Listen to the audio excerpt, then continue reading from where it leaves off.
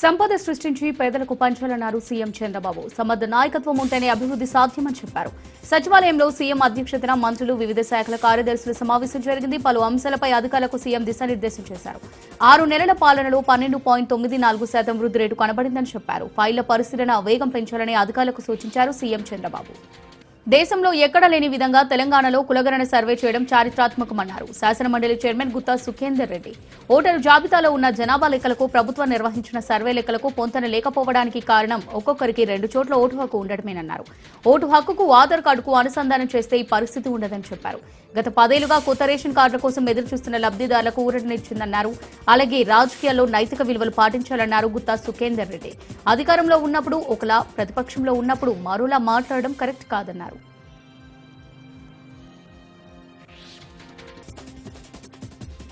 భూపాల్పల్లి జిల్లా కాటారం మండలంలోని నస్తూరుపల్లి అడవులో పెద్దపులి సంచారం కలకలం రేపుతోంది.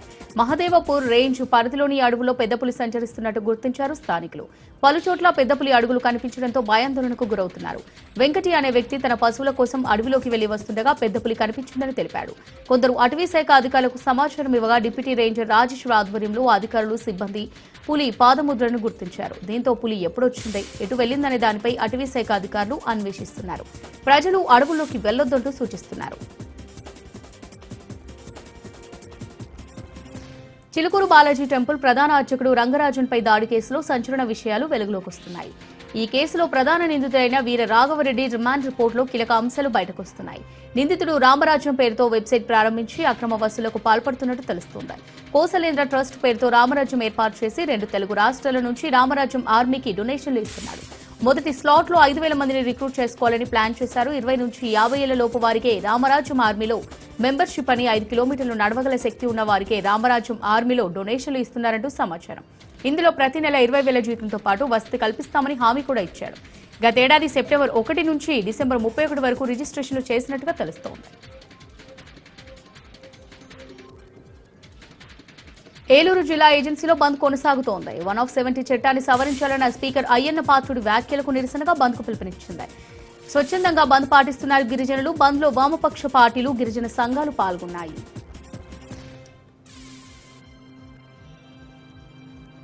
గిరిజన హక్కుల పరిరక్షణకు కట్టుబడి ఉన్నామని 170 చట్టాన్ని తొలగించే ఉద్దేశం తమకు లేదని సీఎం చంద్రబాబు నాయుడు ట్వీట్ చేశారు. గిరిజన జాతుల అస్తిత్వాన్ని కాపాడుకోవడం అంటే భారతీయ సంస్కృతిని కాపాడుకోవడమేనని తాము బలంగా నమ్ముతున్నామన్నారు. అందుకే వారి విద్య, వైద్యం, జీవన ప్రమాణాలను మెరుగుపరచడానికి మేము నిరంతరం పనిచేస్తున్నామని చెప్పారు.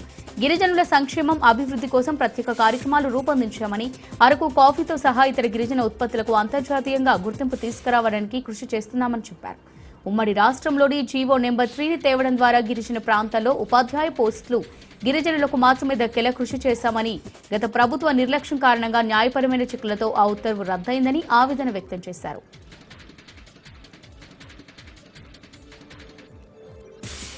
హైదరాబాద్ నిజాంపేట్ మున్సిపల్ కార్పొరేషన్ పరిధిలోని అక్రమ నిర్మాణాలపై అధికారులు కొరడా జల్పించారు. పోలీస్ బందోబస్తు మధ్య కూల్చివేతలు జరిగాయి. మరోవైపు కూల్చివేతలను చిత్రీకరిస్తున్న మీడియాపై బాజ్పల్లి ఆర్ఐ దురుసుగా ప్రవర్తించారు. ఎన్టీఆర్ జిల్లా తిరువూరు నియోజకవర్గం విసన్నపేటలో ఎమ్మెల్సీ ఎన్నికల సందర్భంగా జిల్లా పరిషత్ హైస్కూల్లో ఏర్పాటు చేసిన పోలింగ్ కేంద్రాన్ని ఆర్డీఓ కె మాధురి పరిశీలించారు. అనంతరం ప్రభుత్వం పిల్లలకు అందిస్తున్న మధ్యాహ్న భోజన పథకంపై ఆరా తీశారు. అలాగే విద్యార్థులతో కలిసి మధ్యాహ్న భోజనం చేశారు. పాఠశాలలో తప్పనిసరిగా విద్యార్థులకు ప్రభుత్వం అందించే పౌష్టికాహారం మెనూ ప్రకారం అందించాలని అధికారులను ఆదేశించారు. ఈ కార్యక్రమంలో విసన్నపేట ఎంఆర్ఓ లక్ష్మీ కళ్యాణి, రెవెన్యూ సిబ్బంది పాల్గొన్నారు.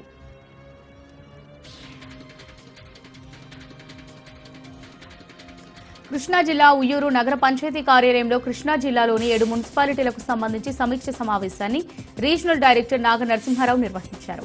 ఈ సందర్భంగా ప్రజలు ఎప్పటికప్పుడు ట్యాక్సులు కట్టవలసిన ఆవశ్యకత ఉందని తెలిపారు. వీధి కుక్కల సమస్య, వీధి లైట్లు, నీటి సరఫరాపై ప్రత్యేక దృష్టి పెడతామని హామీ ఇచ్చారు. ప్రతి నెల ఒక మున్సిపాలిటీ మీద సమీక్ష జరుగుతుందని, మార్చి చివరిలోపు రావాల్సిన ఆదాయ వనరుల మీద దృష్టి పెడతామని తెలిపారు.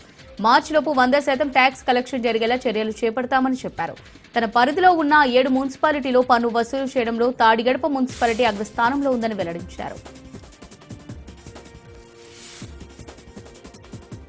పెనుగంచిప్రోలు శ్రీ తిరుపతమ్మ అమ్మవారి పెద్ద తిరునాళ్లు మంగళవారం తెల్లవారుజామున 6 గంటలకు వైభవంగా ప్రారంభమైంది. ఆలయ ఈవో కిషోర్ కుమార్ ఆలయంలో అమ్మవారికి ప్రత్యేక పూజలు నిర్వహించి అఖండ దీపం వెలిగించడంతో తిరునాళ్లు అధికారికంగా ప్రారంభించారు. అనంతరం 45 రోజుల మండల దీక్షలు పూర్తి చేసిన దీక్ష స్వాములు ఇరుముడులతో ఆలయానికి వచ్చి అమ్మవారికి ఇరుముడు సమర్పించారు. సోమవారం రాత్రి నుంచి వివిధ జిల్లాల నుంచి భక్తులు దీక్ష స్వాములు పెద్ద ఎత్తున వేలాదిగా తరలివచ్చి ఆలయ పరిసరాల్లో బస చేశారు. వారంతా ఒక్కసారిగా ఆలయానికి పోటెత్తడంతో ఆలయ పరిసరాలు భక్తులతో కిటకిటలాడాయి. క్యూ లైన్లు నిండిపోయి ఆలయం బయట వరకు భక్తులు వేచి ఉన్నారు. భక్తులకు ఎటువంటి ఇబ్బందులు లేకుండా అధికారులు పకడ్బందీ చర్యలు చేపట్టారు. పోలీసులు డ్రోన్ కెమెరాల సహాయంతో పర్యవేక్షిస్తున్నారు.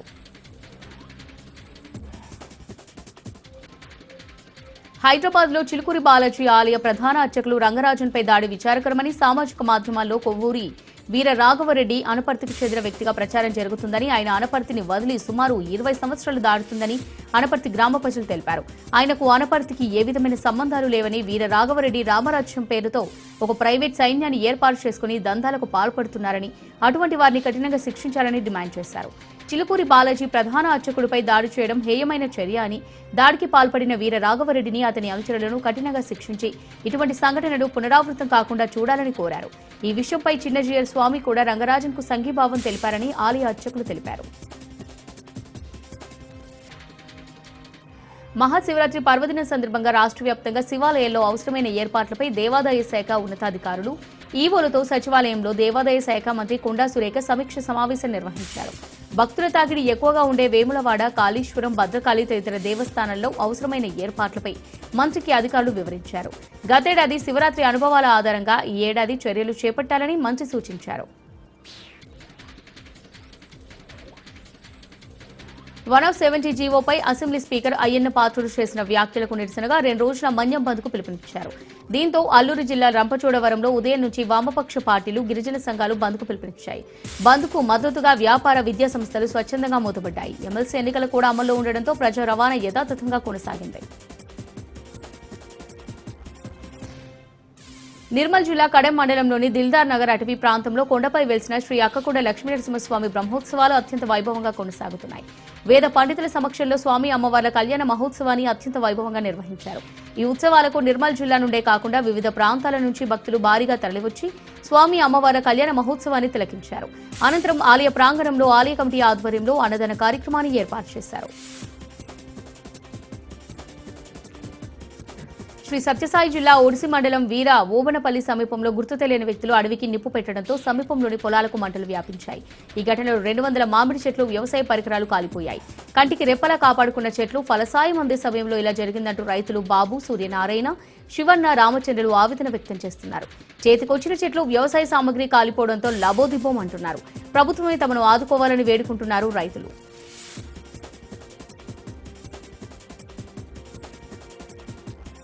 హైదరాబాద్ కొత్తపేటలోని పాత రంగారెడ్డి కోర్టు భవనం ప్రాంగణంలో కొంతకాలంగా నిర్వహిస్తున్న అనధికార వ్యాపార సముదాయ భూములను హెచ్ఎండి అధికారులు స్వాధీనం చేసుకున్నారు. సమయం ఇవ్వకుండా పోలీస్ బందోబస్తు మధ్య బలవంతంగా తమ షాపులు ఖాళీ చేయించారని కోర్టులో దాఖలైన పిటిషన్ విచారణలో ఉండగానే ఖాళీ చేయించడం అన్యాయమని పలువురు వ్యాపారులు వాపోయారు.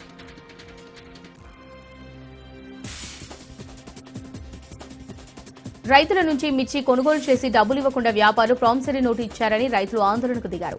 డబ్బులు ఇవ్వకుండా తిప్పుకుంటున్న వ్యాపారులు గోపి శ్రీనివాసరెడ్డి, కిషోర్ రెడ్డిలపై చర్యలు తీసుకోవాలని డిమాండ్ చేశారు. డబ్బులు అడిగితే రౌడీలతో దాడి చేయించారని రైతులు ఆరోపించారు. తక్షణమే వ్యాపారుల లైసెన్స్ రద్దు చేసి తమకు డబ్బులు ఇప్పించాలని రైతులు డిమాండ్ చేస్తూ మిర్చి యార్డ్ సెక్రటరీ కార్యాలయం వద్ద ఆందోళనకు దిగారు. అనంతరం మార్కెట్ యార్డ్ ఉన్నత శ్రేణి కార్యదర్శి చంద్రికను కలిసి వినతి పత్రం అందజేశారు. వ్యాపారులపై విచారణ చేసి చర్యలు తీసుకుంటామని కార్యదర్శి చంద్రిక తెలిపారు. స్థానిక సంస్థల ఎన్నికలు వాయిదా వేయాలని తెలంగాణ సర్పంచ్ల సంఘం ఈసీని కలిసి వినతి పత్రం అందజేసింది. మాసబ్ ట్యాంక్లోని రాష్ట్ర ఎన్నికల కమిషన్ను సర్పంచ్ల సంఘం రాష్ట్ర అధ్యక్షుడు గూడూరు లక్ష్మీ నరసింహారెడ్డి, ప్రధాన కార్యదర్శి ప్రణీల్ చంద్ర కలిశారు. మాజీ సర్పంచ్ల పెండింగ్ బిల్లులు చెల్లించే వరకు, అదేవిధంగా ఇంటర్ 10వ తరగతి విద్యార్థుల భవిష్యత్తును దృష్టిలో పెట్టుకుని ఎన్నికలు వాయిదా వేయాలని కోరారు. గ్రామీణ ప్రాంతాల్లో ఎన్నికల సందడితో విద్యార్థుల చదువులపై ప్రభావం చూపడమే కాకుండా ఒత్తిడికి లోనయ్యే అవకాశం ఉంటుందని ఆవేదన వ్యక్తం చేశారు.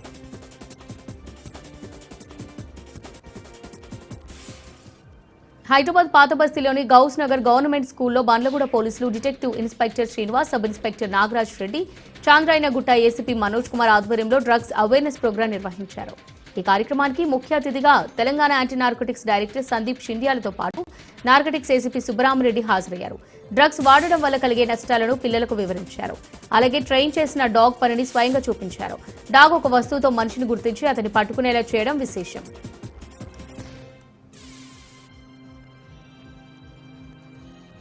సికింద్రాబాద్ అడ్డగుట్టలో ఫుట్పాత్ ఆక్రమణలను భారీ పోలీస్ బందోబస్తు మధ్య జీహెచ్ఎంసీ అధికారులు తొలగించారు. Tukaram gate police station MRO కార్యాలయం ముందు అనేక ఏళ్లుగా ఫుట్పాత్లను స్థానికులు యథేచ్ఛగా ఆక్రమించారు. ఈ ఆక్రమణలను తొలగిస్తుండటంతో అధికారుల మీద బాధితులు ఆగ్రహం వ్యక్తం చేశారు.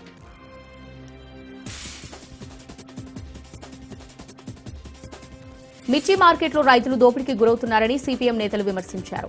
ఖమ్మం నగరంలోని సిపిఎం కార్యాలయంలో జరిగిన మీడియా సమావేశంలో వారు మాట్లాడుతూ గత సంవత్సరం ఇదే సీజన్లో క్వింటాకు 23,000 ధర పలికిన మిర్చి ఈ సంవత్సరం 13,000 నుంచి 14,000 రూపాయలకు మించడం లేదని ఆందోళన వ్యక్తం చేశారు. గిట్టుబాటు ధర రాక ఇప్పటికే 4 మిర్చి రైతులు ఆత్మహత్య చేసుకున్నారని వాపోయారు. ప్రభుత్వం పట్టించుకోకపోతే రైతు ఆత్మహత్యలు పెరిగే అవకాశం ఉందని ఆందోళన వ్యక్తం చేశారు. జిల్లాలో వ్యవసాయ శాఖ మంత్రి ఉన్న రైతులకు గిట్టుబాటు ధర రావడం లేదని, రైతులు నష్టపోకుండా గిట్టుబాటు ధర లభించే విధంగా చర్యలు తీసుకోవాలని కోరారు.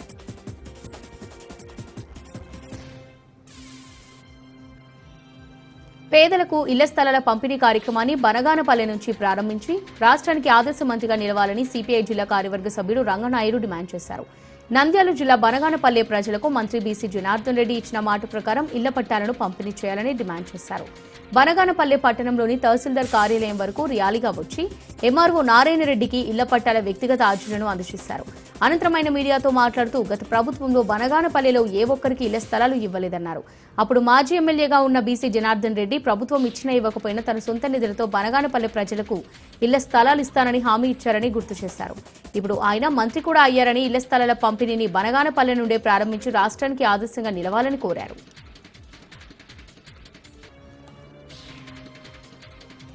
నారాయణపేట జిల్లా ఉట్కూరు మండలం బాపూరు గ్రామ శివార్లో వ్యవసాయ పొలాల మధ్య నారాయణపేట కొడంగల్ ఎత్తిపోతల పథకంలో భాగంగా రెవెన్యూ ఇరిగేషన్ అధికారులు పోలీస్ బందోబస్తు మధ్య భూములను సర్వే చేశారు. గ్రామ శివారులో పోలీస్ బందోబస్తు మధ్య సర్వే చేయడం ఎంతవరకు సమంజసమని రైతులు ప్రశ్నించారు.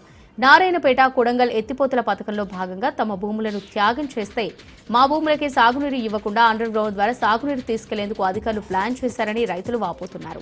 బాపూర్ తిప్రాస్పల్లి గ్రామ శివార్లలో ఎక్కడి రైతులను అక్కడే కట్టడి చేసి భూ సర్వే చేయడం తగదని విమర్శించారు. ఇప్పటికైనా అధికారులు ఏకపక్ష ధోరణి వీడి రైతులకు న్యాయం చేయాలని కోరారు. యాదాద్రి పాతగుట్ట లక్ష్మీనరసింహస్వామి ఆలయంలో వార్షిక బ్రహ్మోత్సవాలు కొనసాగుతున్నాయి. గరుడ వాహనంపై ఆలయ తిరువీధుల్లో లక్ష్మీనరసింహుడు ఊరేగించారు. యాదాద్రి భువనగిరి జిల్లా కలెక్టర్ హనుమంతరావు, ఆలయ ఈవో భాస్కర్ రావు, అనువంశిక ధర్మకర్త నరసింహమూర్తి తదితరులు పాల్గొన్నారు. శ్రీ సత్యసాయి జిల్లా కదిరి మరవాండ్లపల్లి మార్కెట్లో కలకలం రేపిన నకిలీ నోట్ల కేసును పోలీసులు ఛేదించారు. అమాయకులే టార్గెట్గా నకిలీ నోట్లతో మోసాలకు పాల్పడుతున్న కర్ణాటక రాష్ట్రం గూలూరుకు చెందిన 4 వ్యక్తులను పోలీసులు అరెస్ట్ చేశారు. వారి వద్ద 20,000 నగదుతో పాటు 30,000 రూపాయలు, నకిలీ నోట్లు, 2 ద్విచక్ర వాహనాలను స్వాధీనం చేసుకున్నారు. నిందితులను చాకచక్యంగా పట్టుకున్న సీఐ, ఎస్ఐ కానిస్టేబుల్లను ప్రైజ్ మనీతో పాటు రివార్డు ఇచ్చి జిల్లా ఎస్పీ రత్న సత్కరించారు.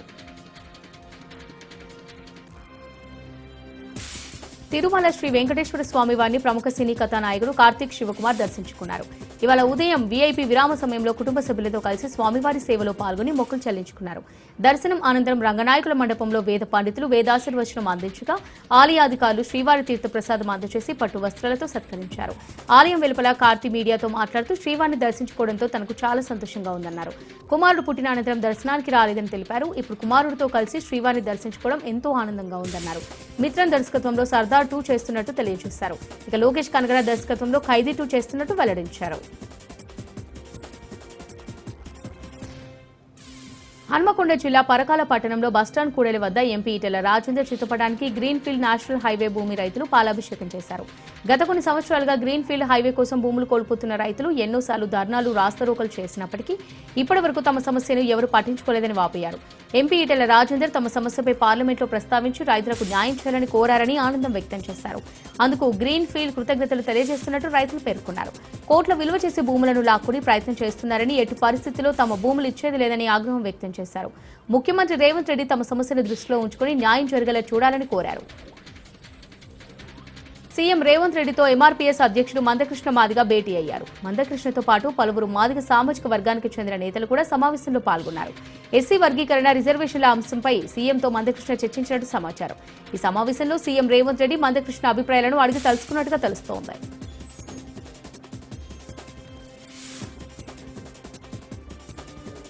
తనకు న్యాయం చేయాలంటూ సెల్ఫీ వీడియో ద్వారా పోలీసులను కోరింది ఓ వివాహిత. కొత్తగూడెం భద్రాచలం పట్టణంలోని మెడికల్ కాలనీకి చెందిన భరణి వెంకట కార్తిక్ అనే యువ న్యాయవాది తనను పెళ్లి చేసుకుంటారని చెప్పి మోసం చేశాడని వివాహిత ఆరోపించింది.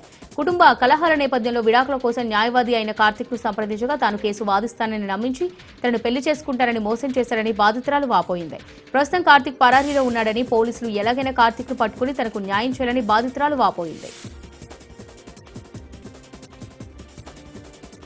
కృష్ణా జిల్లా తాడేపల్లిలో వైసీపీ కార్యాలయానికి మరోసారి నోటీసులు ఇచ్చారు పోలీసులు. అగ్ని ప్రమాదం జరిగిన రోజు కార్యాలయానికి వచ్చిన సందర్శకులు నేతల జాబితా ఇవ్వాలని పోలీసులు కోరారు. అలాగే సీసీ కెమెరా డేటా, పార్కింగ్లోని వాహనాల వివరాలతో సహా తాడేపల్లి పీఎస్కు రావాలని పోలీసులు ఆదేశించారు.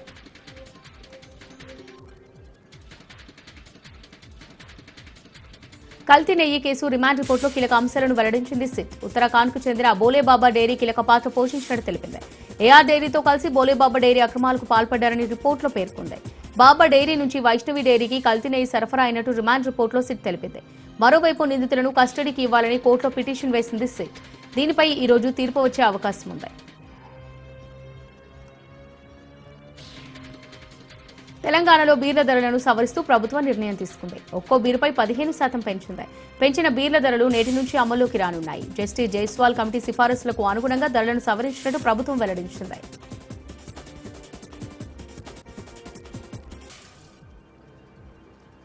గన్నవరం టీడీపీ ఆఫీస్పై దాడి కేసులో బిగ్ ట్విస్ట్ తలెత్తింది. పోలీసుల కుట్రను ఫిర్యాదుదారుడు సత్యవర్ధన్ బట్టబయలు చేశారు. ఎస్సీ ఎస్టీ ప్రత్యేక కోర్టు మేజిస్ట్రేట్ ముందు చెప్పాడు. పోలీసుల నుంచి తనకు రక్షణ కల్పించాలని వేడుకున్నాడు. తాను కేసు విరమించుకుంటున్నట్టు జడ్జి ముందు ఫిర్యాదుదారుడు ఒప్పుకున్నాడు. కేసులో తనకు ఎలాంటి సంబంధం లేదన్నారు. ఘటన జరిగిన సమయంలో తాను అక్కడ లేనని, కావాలని పిలిచి సాక్షి సంతకం చేయించుకున్నారని తెలిపారు. న్యాయమూర్తికి స్వయంగా అఫిడవిట్ సమర్పించాడు సత్యవర్ధన్.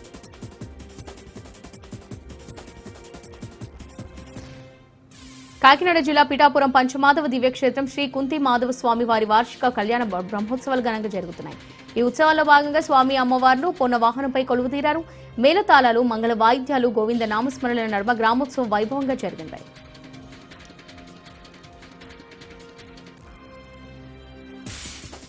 ఢిల్లీ సీఎంగా బీజేపీ అధిష్టానం ఎవరిని ఎంపిక చేస్తుందని ఊహాగానాలు ఊపందుకున్నాయి. దీనిపై కేంద్ర నాయకత్వం కసరత్తు ప్రారంభించింది. సీఎం పదవి దక్కించుకోవడం కోసం నేతలు ఎవరికి వారు పైరవీలు చేస్తున్నాయి. అయితే కొత్త ఎమ్మెల్యేల నుంచి సీఎంను ఎంపిక చేయాలనే నిర్ణయానికి బీజేపీ అధిష్టానం వచ్చినట్టుగా తెలుస్తోంది.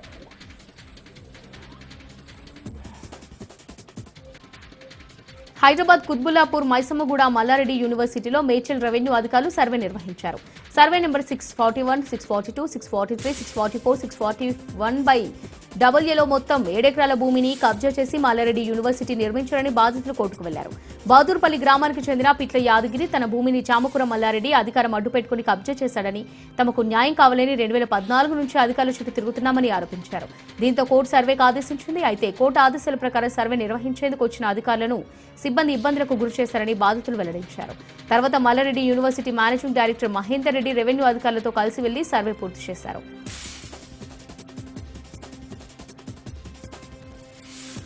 ఇటీవల ₹1,00,000 లంచం తీసుకుంటూ రెడ్ హ్యాండెడ్ గా ఏసీబీకి చిక్కిన బీసీ కమిషన్ అవుట్ సోర్సింగ్ ఉద్యోగిని బీసీ కమిషన్ టర్మినేట్ చేసింది. ఓ వ్యక్తి కులం పేరును మార్చేందుకు దరఖాస్తు చేసుకోగా బీసీ కమిషన్ అవుట్ సోర్సింగ్ ఉద్యోగి ₹1,00,000 డిమాండ్ చేశారు. ఈ నేపథ్యంలో ఏసీబీ దాడులు చేసి పట్టుకుంది. అయితే టర్మినేట్ కు బీసీ కమిషన్ ఉత్తర్వులు జారీ చేసింది.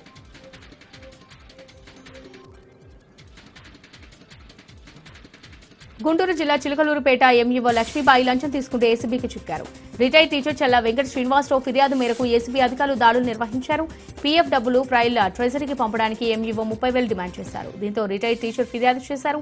ఫిర్యాదు మేరకు దాడులు నిర్వహించిన ఏసీబీకి డబ్బులు తీసుకుంటూ చిక్కారు ఎంఈఓ. మధ్యవర్తి మాజీటి వెంకట శ్రీనివాస్ చేత డబ్బులు డిమాండ్ చేస్తుంది ఎంఈఓ లక్ష్మి. మధ్యవర్తిని కూడా ఏసీబీ అధికారులు పట్టుకున్నారు. ఎన్టీఆర్ జిల్లా నందిగామలో పరిటాల ఇంజనీరింగ్ విద్యార్థిని అత్యాచార కేసులో నిందితులకు 14 రోజుల రిమాండ్ విధించారు. నందిగామ ప్రభుత్వ హాస్పిటల్లో వైద్య పరీక్షల అనంతరం నిందితులను జడ్జి ముందు హాజరుపరిచారు పోలీసులు. ప్రధాన నిందితుడు గాలి సైదా, విద్యార్థిని లవర్ హుస్సేన్ ప్రభులను నందిగామ జూనియర్ సివిల్ జడ్జి ముందు హాజరుపరిచారు. ప్రధాన నిందితుడు గాలి సైదా ఇంజనీరింగ్ విద్యార్థిని అత్యాచారం చేసి వీడియోలు తీసి బెదిరించారు. బాధితురాలి ఫిర్యాదు మేరకు పలు సెక్షన్ల కింద కేసు నమోదు చేశారు. చిలుకూరు బాలాజీ ఆలయ ప్రధాన అర్చకుడు రంగరాజన్పై దాడి ఘటనపై ఇద్దరు మహిళలు సహా 6గురిని పోలీసులు అరెస్ట్ చేశారు. వారిని రిమాండ్కు తరలించినట్టు డీసీపీ తెలిపారు. నిందితులు ఖమ్మం, నిజామాబాద్కు చెందిన వారిగా గుర్తించారు పోలీసులు. 2022లో వీర రాఘవరెడ్డి అనే వ్యక్తి రామరాజ్యాన్ని స్థాపించడాన్ని సామాజిక మాధ్యమాల్లో పోస్టులు పెడుతూ ప్రచారం చేశాడని డీసీపీ వెల్లడించారు. రామరాజ్యంలో చేరితే 20,000 జీతం ఇస్తానని చెప్పారని డీసీపీ వివరించారు. ఫ్రాన్స్ లో భారత ప్రధాని మోదీ పర్యటిస్తున్నారు. 2 రోజుల పాటు ఫ్రాన్స్ లో మోదీ టూర్ కొనసాగనుంది. ఫ్రాన్స్ అధ్యక్షుడు మెక్రాన్ తో కలిసి ఏ సదస్సులో మోదీ పాల్గొననున్నారు. ఫ్రాన్స్ లో థర్మో న్యూక్లియర్ రియాక్టర్ సందర్శించనున్నారు. ఫ్రాన్స్ పర్యటన అనంతరం మోదీ అమెరికాకు వెళ్లనున్నారు. హమాస్ కు అమెరికా అధ్యక్షుడు గట్టి హెచ్చరిక చేశారు. గాజాలో బందీలుగా ఉన్న వారిని వెంటనే విడుదల చేయాలన్నారు. శనివారం 12 గంటల వరకు డెడ్లైన్ విధించారు. ఆలోపు బందీలను విడుదల చేయకుండా నరకం చూపిస్తామంటూ హెచ్చరించారు. ఇజ్రాయెల్ కాల్పుల విరమణ ఒప్పందాన్ని ఉల్లంఘిస్తోందని, అందుకే తదుపరి బందీల విడుదలను వాయిదా వేస్తామని హెచ్చరించింది హమాస్. ఈ నేపథ్యంలో తాజాగా హమాస్ కు ట్రంప్ హెచ్చరికలు జారీ చేశారు.